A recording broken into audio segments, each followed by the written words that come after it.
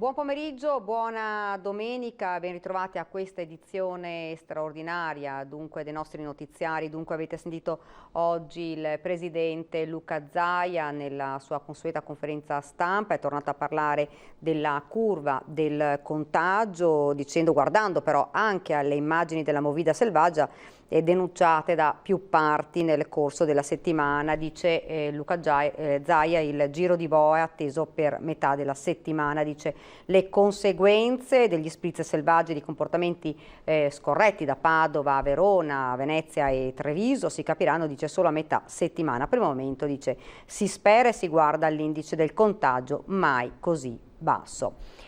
E dai primi di giugno dovrebbero ripartire anche i centri estivi, lo attendono davvero tantissime famiglie, insomma, per prendere anche una boccata d'ossigeno, insomma, in questi 2 mesi in cui hanno dovuto tenere i bimbi, i ragazzi a casa. Ne parliamo assieme a Paola Roma, che la vedo già nello schermo, che è presidente della conferenza dei sindaci dell'ULSS2 Marca Trevigiana. Buon pomeriggio, non so se mi sente. Paola, mi sente? Dunque, vediamo se riusciamo, se mi sente Paola Roma. Non ha l'audio, non sente, quindi andiamo avanti, aspettando di poterci collegare con lei per parlare proprio delle linee guida dei centri estivi e per, insomma, capire come si porterà avanti quindi proprio il discorso dei centri estivi, perché appunto anche loro dicevano, insomma, i responsabili dicevano ci sono delle problematiche che dovremo comunque affrontare. Io la rivedo di nuovo nello schermo. Paola Roma, buon pomeriggio. Buon pomeriggio Daniele, a tutti i telespettatori e i collaboratori che stanno lavorando lì con te. Buon pomeriggio, stavamo parlando adesso dei centri estivi, stavamo dicendo insomma che anche i responsabili dicevano ci sono delle problematiche comunque da affrontare, si dovrebbe partire i primi di giugno, ci sono già le linee guida?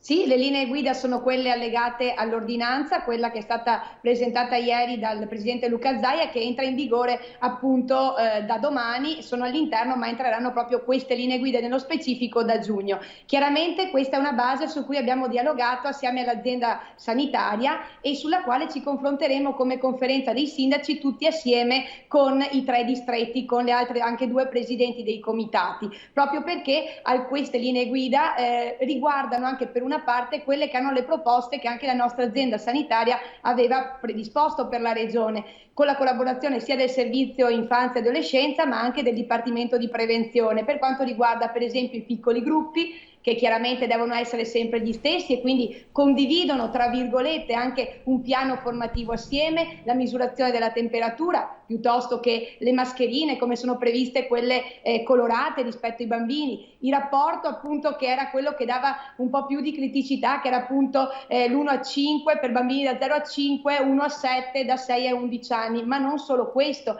poi abbiamo anche la questione degli spazi e chiaramente assieme all'azienda sanitaria abbiamo trovato la collaborazione per discuterne proprio assieme e trovare insieme una modalità che ci accomuni un po' tutti quanti, quindi con la collaborazione del Dipartimento di Prevenzione per la verifica degli spazi, nel quale insomma diamo anche la disponibilità delle nostre strutture scolastiche, oltre che chiaramente quelle aree verdi che sono pertinenti, ma chiaramente anche sotto l'altro profilo che riguarda proprio una progettazione condivisa e che prepari appunto i bambini all'avvio della scuola. Diciamo che sono dei centri estivi un po' speciali per i bambini quest'anno, anche perché serviranno proprio per questo, quindi chiaramente la volontà è proprio quella di lavorare insieme e di squadra, poi suddivisi anche nelle varie realtà distrettuali dell'Exuls 9, Exuls 7 ed Exuls 8 per lavorare su un documento condiviso. Chiaramente è fondamentale la presenza dell'azienda sanitaria perché ci consente di avere anche uniformità poi nelle modalità operative che andremo a prendere, e su questo chiaramente c'è una volontà di tutti i sindaci concordi proprio in quelle che hanno anche state le proposte avanzate dall'azienda sanitaria alla Regione Veneto. Senta, noi abbiamo ricevuto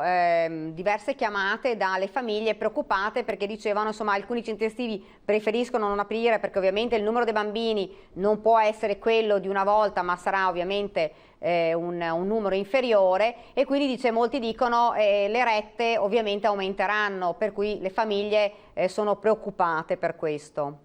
Guardi, sulla base di questo noi siamo in attesa intanto di capire, visto che il Ministero e quindi lo Stato ci ha promesso che arriveranno dei soldi anche rispetto alla nuova formulazione dei centri estivi. Del resto noi come comuni siamo abituati ad avere questi centri estivi in collaborazione con le parrocchie, quindi la volontà è quella di sostenerci assieme per arrivare a definire una soluzione. È chiaro, se mi permette Daniela, di poter dire che le linee ministeriali erano completamente molto diverse rispetto a queste linee guida che sono all'interno dell'ordinanza regionale, molto più applicabili rispetto a quelle, erano un malloppo di quasi 38 pagine e chiaramente avevano anche criticità particolari, quindi sotto questo profilo insomma chiaramente dovremmo andare a fare un rapporto tra gruppi, quindi anche un patto tra i gruppi, tra i ragazzi, e quindi sotto questo profilo anche una condivisione assieme, però chiaramente sono molto più applicabili rispetto a quelle che erano state presentate in una prima forma sotto il profilo del Ministero, quindi davvero forte è stato il lavoro delle regioni per condividere invece delle linee guida molto più snelle che ci permettono chiaramente di affrontare diversamente. È chiaro che le aree, per esempio, dove i bambini vengono lasciati, chiaramente devono essere delle aree adibite proprio e chiarite nel protocollo, come anche il patto che si deve sottoscrivere tra i genitori, tra i ragazzi e chiaramente l'ente gestore, e quindi in questo caso quelle che saranno le formulazioni adottate da ogni comune. Però chiaramente, ripeto, sono molto più snelle di quelle che il Ministero aveva presentato come primo incipit. Dunque, insomma, tutti i comuni si stanno ormai attrezzando per far ripartire i centri estivi, insomma, che sono stati veramente richiesti dalle famiglie anche per prendere proprio una boccata d'ossigeno dopo questa chiusura di mesi di bambini che sono stati, tra virgolette, reclusi nelle case. Certo, infatti è la prima preoccupazione di noi sindaci ed è stata proprio quella, insomma, per la quale anche l'azienda sanitaria, proponendo delle proposte alla Regione Veneto, era proprio perché è sentita da tutti quanti noi e per dare appunto una risposta alle famiglie, che chiaramente i genitori lavoreranno chiaramente durante i mesi estivi e siamo preoccupati anche noi per poter dare una mano rispetto a questo, ma anche aiutarli a una ripartenza della scuola quindi dei centri estivi un po' particolari quest'anno per loro. Ecco, altro fronte è quello dei centri per i disabili, insomma stavamo parlando prima con lei, insomma si riparte anche su quel fronte che era un altro fronte che era stato proprio richiesto dalle famiglie. Sì, allora sotto questo profilo sono stati ultimati i tamponi sia agli operatori che agli utenti che andranno a frequentare appunto i centri diurni in questa modalità alternativa ai CEOD. Chiaramente ci sono dei protocolli di sicurezza e per quanto riguarda l'azienda ULS 9 già sono partiti una quarantina, ne partiranno altri 44 nella prossima settimana, nella Exuls 7 60 progetti, nella Exuls 8 altri 60 progetti, quindi è un'attività che è stata concordata con gli enti gestori. Ricordiamo che ci sono state due delibere della Giunta regionale, la 445 e la 595, l'ultima del 12 di maggio. Chiaramente molto è stato il lavoro fatto dalla nostra azienda sanitaria e ringrazio il direttore generale, il direttore dei servizi sociali e tutti i vari responsabili delle varie aree, dall'infanzia, adolescenza alle dipendenze, perché davvero per creare queste progettualità è stato importante la collaborazione sia loro ma anche sotto l'altro profilo degli enti gestori. Anche sotto questo punto di vista ci saranno anche qui un intervento con piccoli gruppi, quindi gruppi di 5, quindi un patto tra le famiglie di questi piccoli gruppi e tra le altre cose un piano organizzato da parte, come richiedono le linee guida della DGR regionale, con gli enti gestori. Quindi anche sotto questo profilo partono questa parte con anche una serie di progettualità che va dal diario delle giornate alla condivisione delle passioni con i ragazzi che frequentano questi CEOD, chiaramente in estrema sicurezza. Quindi anche, come parlavamo prima per i centri estivi, questo rapporto 1-5, anche in questo caso si parla di piccoli gruppi di 5 con un patto tra le famiglie che chiaramente seguono anche questo andamento di questa emergenza sanitaria sotto il profilo della verifica che non ci sia una misurazione di temperatura, altre criticità collegate all'emergenza, quindi una sicurezza per gli operatori ma per gli stessi utenti e le famiglie che sottoscrivono chiaramente questo patto insieme. Anche ovviamente tutti i locali verranno sanificati giornalmente. Certamente anche sotto questo profilo con gli enti gestori è stato fatto un incontro con l'azienda sanitaria e anche il Dipartimento di Prevenzione proprio per aiutare nelle modalità di sanificazione, ma anche regolamentare gli accessi, regolamentare proprio le modalità proprio di attivazione di queste progettualità insieme. Chiaramente è fondamentale, come scritto nella DGR, il patto tra le famiglie che riguarda anche una sottoscrizione di un protocollo di sicurezza per mettere tutti quanti nelle condizioni che possano ripartire in modo corretto. Novità anche invece, ci dicevi, ci raccontavi sulle case di riposo. Sì, beh, allora sulle case di riposo continuano comunque i tamponi, lo diceva l'assessore Lazzarini, e quindi ogni 20 giorni vengono continuati i tamponi sia per quanto riguarda gli operatori che anche per quello che riguarda anche gli ospiti. Attendiamo da parte della Regione le linee guida per quello che riguarda proprio gli ingressi per i diurni e anche gli accessi da parte dei familiari nelle strutture. Chiaramente, come diceva già il DPCM, era possibile in accordo col direttore della struttura, e chiaramente in questo caso attendiamo le linee guida regionali che, come accennava proprio oggi in conferenza stampa anche l'assessore Lazzarini, saranno proprio tematica dei prossimi giorni, così anche per quello che riguarda anche tutta l'altra parte della salute mentale. Quindi anche in questo caso siamo in attesa di questa parte. Magari farei un accenno, Daniela, sull'assistenza scolastica. Sì. Perché come avevamo annunciato proprio qui dalla vostra emittente, appunto le famiglie, collegandosi al sito dell'azienda ULS 2, proprio nel servizio assistenza scolastica a ULS 2, proprio al sito uls2.veneto.it, trovano la modalità online per presentare la domanda. Ad oggi sono pervenute 350 domande su circa 840 utenti che frequentano questo tipo di servizio. Anche in questo caso forte è stato il lavoro da parte dell'azienda sanitaria con anche i gruppi dei familiari, e ringrazio anche i rappresentanti dei familiari che si sono messi a disposizione per interloquire, per poter partire con questo. Anche in questo caso saranno dei progetti personalizzati, viene dichiarato da parte dell'utente se richiede l'accesso al domicilio oppure va bene la progettualità, diciamo anche in questo caso per piccoli gruppi, e sotto questo profilo anche qui si riguarda anche un accesso dei ragazzi che avevano o con la nostra famiglia o con il centro Samarotto per quanto riguarda l'autismo, o per l'altra parte con i servizi seguiti da parte dell'età evolutiva. Quindi scade il 6 giugno, questo modulo è direttamente online, grazie anche all'associazione dei familiari e all'azienda sanitaria e ai vari comuni. Anche noi l'abbiamo riproposto nelle home page perché le famiglie facciano domanda proprio per questo tipo di intervento, e anche in questo caso la novità rispetto a questo, che questo servizio verrà attivato anche durante il periodo dei centri estivi, nel senso che è prevista una determinata progettualità che metterà anche i ragazzi che utilizzano questo tipo di servizio di entrare all'interno dei centri estivi, chiaramente con una modalità protetta e secondo le linee guida che verranno sottoscritte, anche in questo caso in assoluta sicurezza e chiaramente con i tamponi che sono stati fatti agli operatori.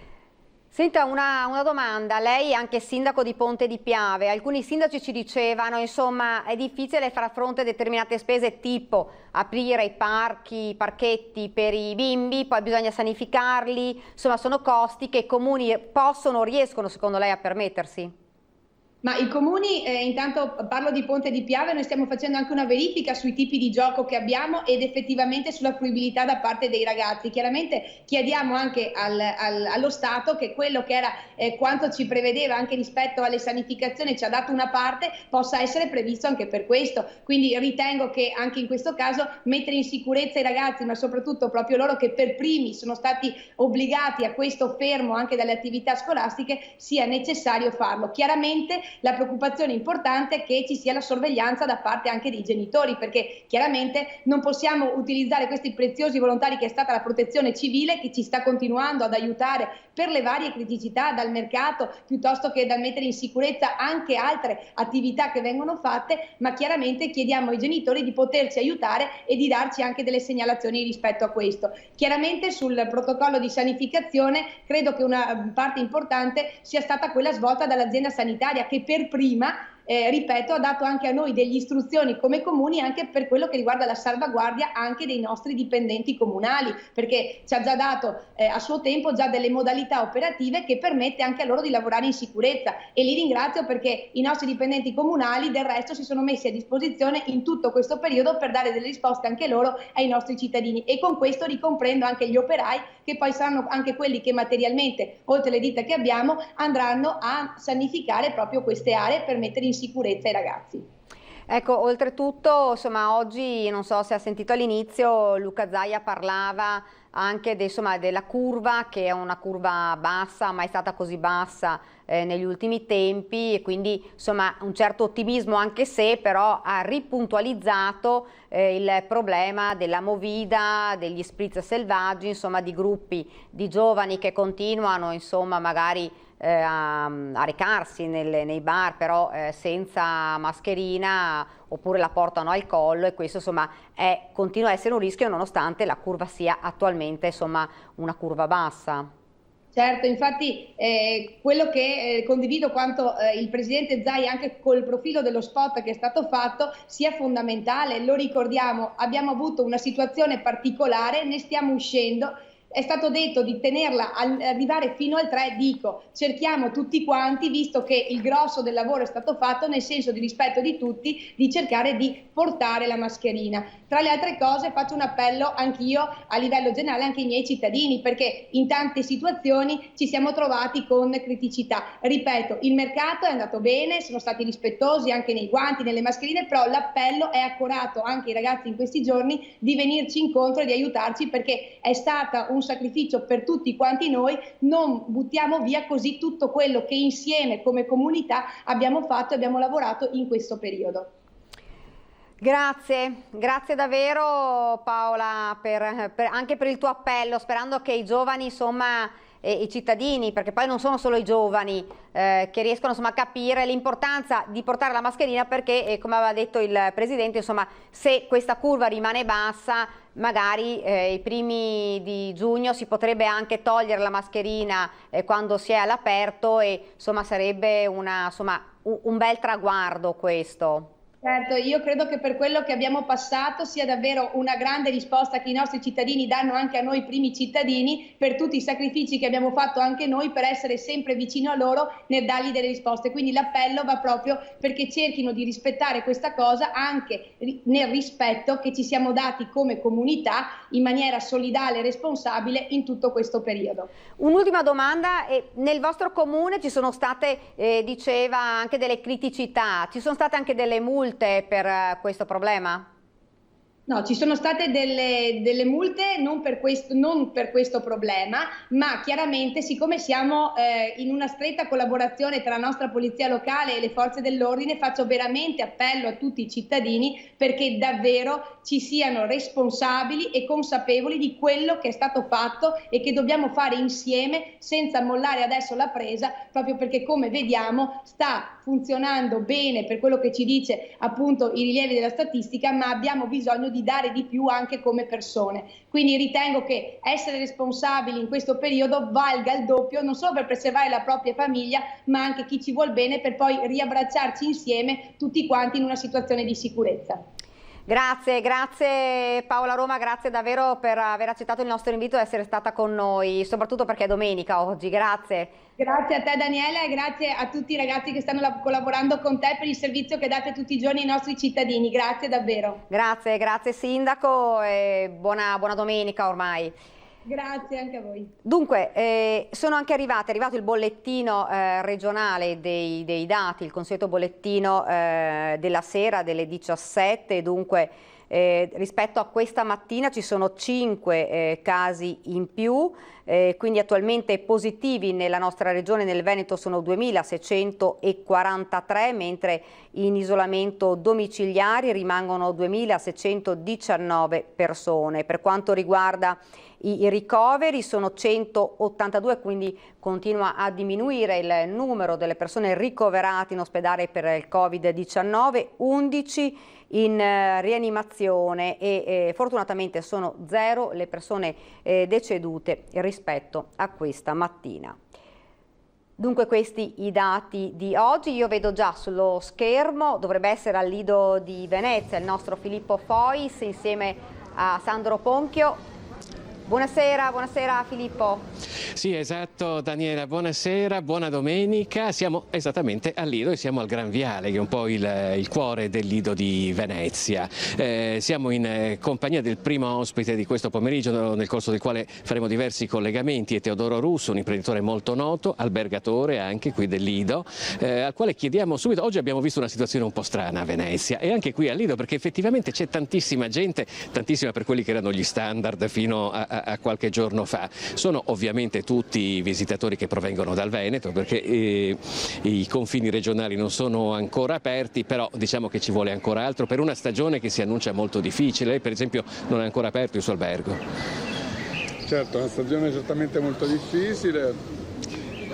Auguriamoci che l'affluenza di oggi sia l'affluenza poi che vedremo nei prossimi giorni. Abbiamo bisogno di turisti, abbiamo bisogno di persone che vengono al Lido per visitarlo, per viverlo e per far vivere le strutture del Lido. Certo, la maggior parte degli hotel del Lido vivono di turismo internazionale, fin tanto che, come ben sapete, se non si aprono i voli, non ci sarà quell'affluenza internazionale, sarà veramente dura poter intraprendere la stagione turistica al Lido. Dobbiamo ricordare ai nostri telespettatori, perché abbiamo saputo, addirittura anche stando qui al Lido, che ci sono addirittura dei veneti che non sanno che c'è la spiaggia a Venezia, che non sanno che esiste la spiaggia al Lido, ce lo dicevano dal consorzio qui delle spiagge, che si stupiscono anche loro, però effettivamente ancora qualcuno che non lo sa c'è. Eppure questa è la località, il Lido di Venezia, che è stata tra le prime a inaugurare quello che è stato poi il turismo balneare. Parliamo quindi della fine dell'800, primo del Novecento. Questo era il luogo che veniva visitato da tutto il jet set internazionale,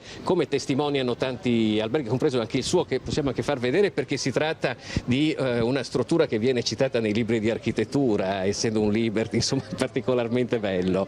Questo turismo internazionale poi è anche appeso alla Mostra del Cinema di Venezia, quindi a settembre. Quali sono i segnali che vi stanno arrivando? Beh, è ancora presto per parlare di segnali. Diciamo che l'impegno che ci sta mettendo la categoria, che ci stiamo mettendo noi stessi, è certamente propedeutico per una stagione che vuole uscire da questo clima di pandemia, che vuole uscire dalla profonda crisi nella quale purtroppo è caduta. Ci sono dei suoi colleghi che non apriranno. Prego? Ci sono dei suoi colleghi che non apriranno quest'anno, quest'estate. Bene, io credo che sia il peggiore dei segnali da dare per Venezia, per il Lido, per i suoi turisti. Lei prima diceva che abbiamo una spiaggia bellissima e che a differenza di Jesolo non è conosciuta come Jesolo. La nostra è una spiaggia, non ho nulla contro Jesolo, mi perdonino gli jesolani, è una spiaggia bellissima, forse più bella di quella di Jesolo, che ha avuto anni di grande storia, di grande, diciamo così, di grande presenza e che però non è conosciuta. Questa è veramente strana questa cosa. Dovremmo fare molto di più come categoria, come città, come provincia, come Italia, per farla conoscere nel mondo, perché è una spiaggia bellissima, ma non solo la spiaggia, abbiamo luoghi incantevoli. Anche per quello che riguarda l'architettura è un'isola questa che è stata costruita, si è iniziata a costruire qui all'inizio del Novecento, per cui ci sono molte ville anche con veramente molto belle, generalmente di stile Liberty. È la culla del Liberty,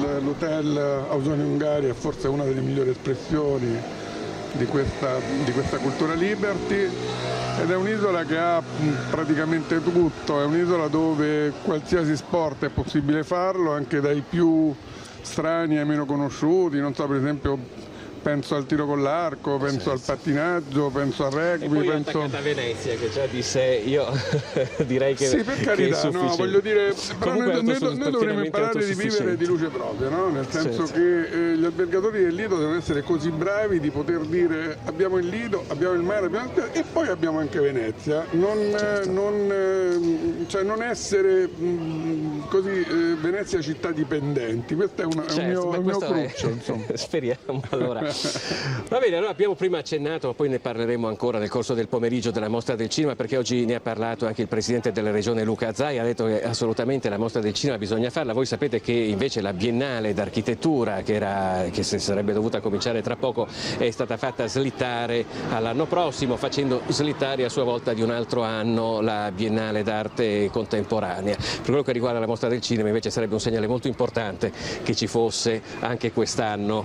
Certamente è un significativo segnale di ripresa, un significativo segnale di voler essere presenti anche quest'anno, quindi noi ci auguriamo che, pur con tutte le limitazioni possibili e immaginabili, quest'anno la mostra, anche con il suo nuovo presidente, colgo l'occasione per fargli anche così in diretta i miei personalissimi auguri, possa essere la mostra del cinema di sempre, la mostra del cinema che siamo stati abituati negli ultimi anni a vedere, a vivere ed a rallegrarsi che potesse essere l'espressione di questa cultura tutta italiana, tutta veneziana.